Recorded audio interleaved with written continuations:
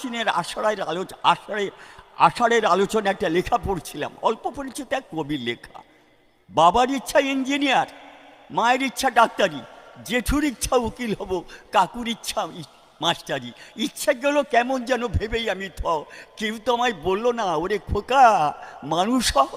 এই মানুষের জন্য সৎসঙ্গ, মানুষে এমন মিলন ক্ষেত্র, হৃদয় দিয়ে এমন হৃদয় অনুভব কোথায় আছে। মানুষ যখন অমানুষ হচ্ছে, মানুষ হওয়ার চেষ্টার অন্ত নেই দেখলাম সৎসঙ্গে।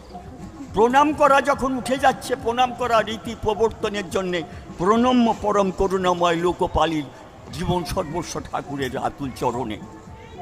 টাকায় কিছু হয় না, নামেও কিছু হয় না, যশেও কিছু হয় না, বিদ্যায় কিছু হয় না, ভালোবাসায় সব হয়। ভালোবাসার মূর্ত প্রতীক করুণাময় প্রেমময় সৎসঙ্গের প্রাণপুরুষ ঠাকুর আমার, যার মূল মন্ত্র মানুষ আপন টাকা পর, যিনি একটা সাম্রাজ্যের বিনিময়ে একটা মানুষকে ত্যাগ করেননি। বারবার কোটি কোটি প্রণাম জানাই চার চরণে। ধর্মের জন্য জীবন আর জীবনের জন্য ইষ্ট।